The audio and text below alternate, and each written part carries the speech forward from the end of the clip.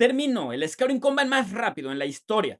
En una generación que rompió toda clase de récords, debemos destacar a los mejores jugadores ofensivos del fin de semana. Y eso es exactamente lo que haré en este video. Yo soy Santiago Escamilla de Destino Canton y esta es mi lista de jugadores ofensivos más destacados en el Scouting Combine. Y obviamente debemos arrancar con Jeremiah Love, que se afianzó como jugador de top 5 con un tiempo de 4.36 segundos en su prueba de las 40 yardas.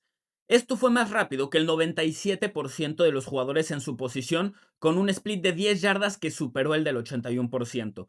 Para ponerlo en contexto, es un mejor tiempo que Saquon Barkley, idéntico al de Jahmyr Gibbs, aunque le saca casi 15 libras de peso.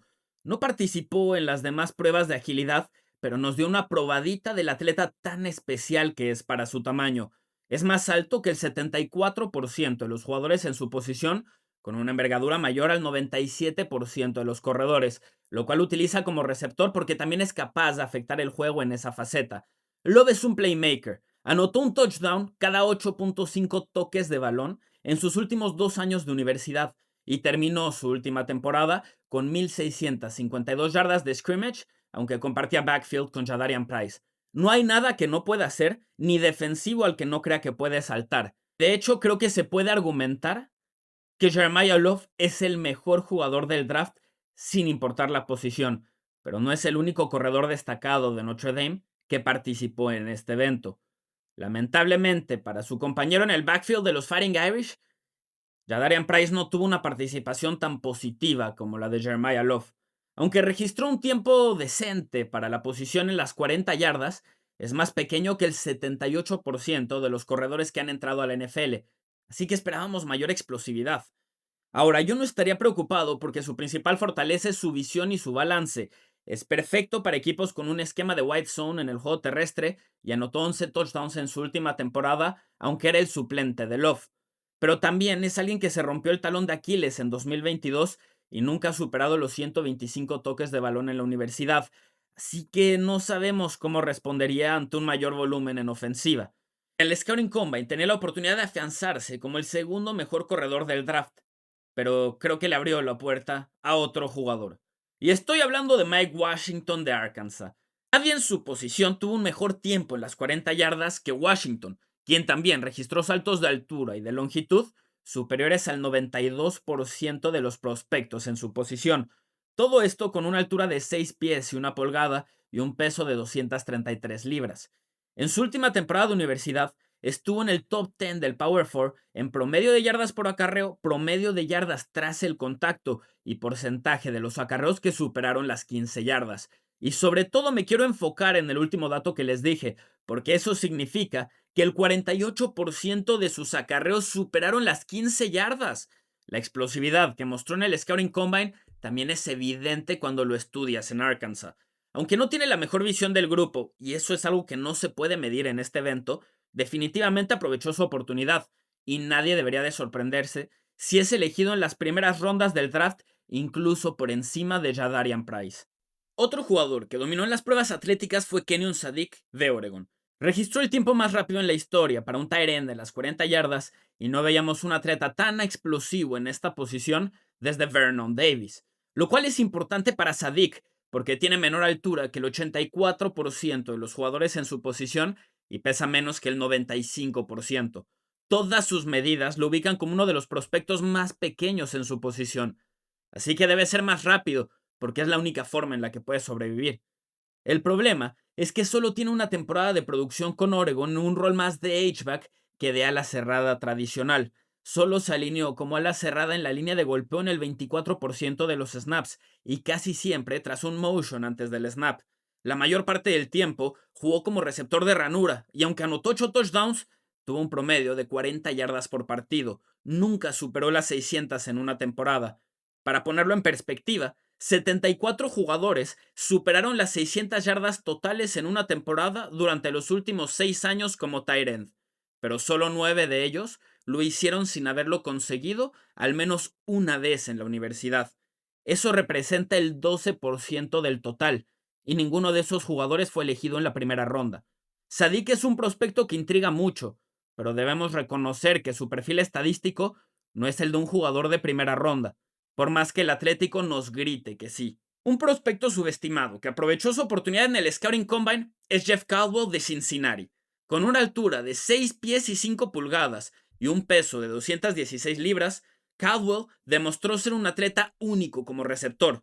Corrió las 40 yardas en 4.31 segundos, el mejor tiempo de cualquier receptor de su altura desde el 2003. Adicionalmente, tuvo el mejor registro de todos los receptores en el salto de altura y de longitud. Esto significa que no solo es el más alto, también es quien más se eleva.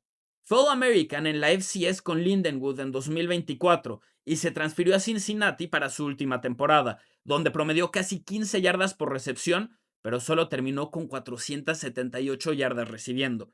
Además, apenas atrapó 5 de 13 recepciones competidas durante su último año en Cincinnati, las recepciones que tradicionalmente son conocidas como 50-50, y tiene 3 años al hilo con registros menores al 42% en esas jugadas. Uno esperaría que domine en esas situaciones por su físico, pero no sucedió. Así que hay razón para estar ilusionado con Caldwell, pero debemos ser cautelosos, porque no vimos la capacidad atlética que mostró en el Scouting Combine dentro del emparrillado. La otra cara de la moneda es un jugador que decepcionó en las 40 yardas, pero llegó a este evento en la contienda por ser el receptor número 1 del draft. Y estoy hablando de Carnell Tate, jugador de Ohio State que registró un tiempo en las 40 yardas de 4.53 segundos. Esto es más lento que el 65% de los receptores, y su split de 10 yardas fue más lento que el 79% de los jugadores en su posición. No son cifras problemáticas, pero está muy por debajo de lo esperado para un receptor que resalta por lo que hace en rutas verticales. Tate promedió 32 yardas por recepción de touchdown, y 5 de sus 9 anotaciones superaron las 40 yardas. Quiere ser el quinto receptor consecutivo de los Buckeyes seleccionado en la primera ronda, pero sus pruebas atléticas quizás hagan que salga del top 10. Ahora, me pidieron que me enfoque más en receptores, corredores y alas cerradas para este video, y que no hable tanto de jugadores de línea ofensiva.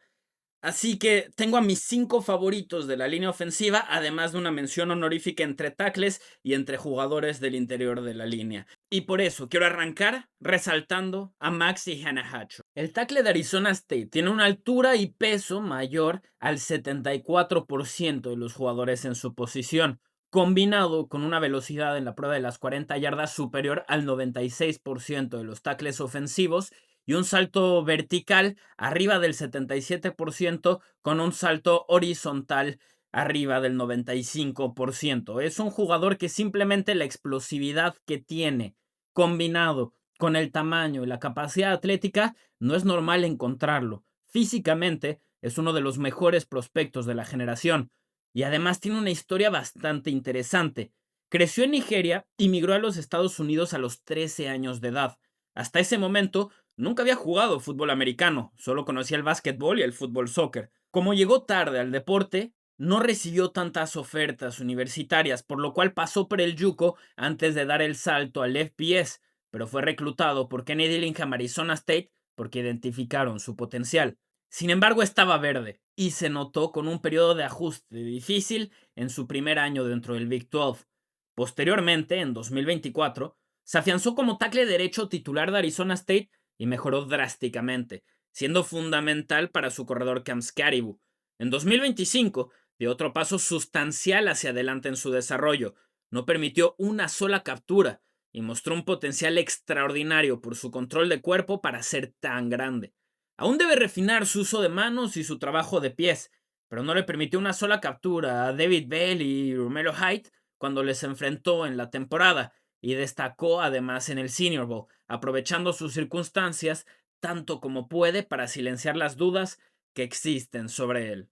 Otro tackle que destacó este fin de semana es Blake Miller de Clemson. Con 6 pies y 6 pulgadas de altura, además de 317 libras de peso, tiene las medidas prototípicas para la posición de tackle ofensivo. Además, Miller rompió el récord de snaps en la historia de Clemson y jugó cada partido en su carrera como titular sin perderse uno solo. Fue seleccionado al equipo ideal de la conferencia en 3 de esas 4 temporadas y no permitió más de 2 capturas más que en su año de freshman, lo cual se entiende porque Clemson no tenía un tackle ofensivo tan joven como titular desde 1944.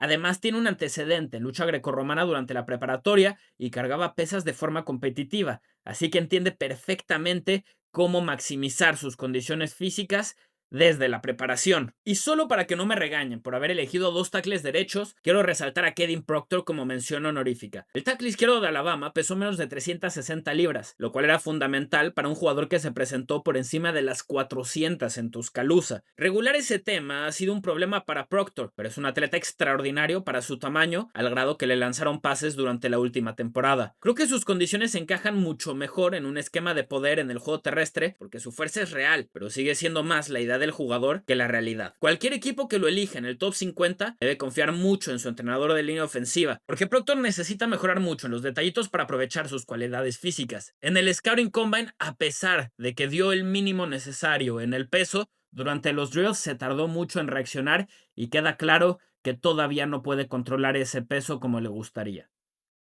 Y la contraparte de este tipo de jugador es alguien como Chase Bisontis, guardia de Texas A&M. Bisontis tiene altura y peso promedio para la posición, con brazos más cortos que el 97% de los guardias y envergadura de menor longitud que el 83%.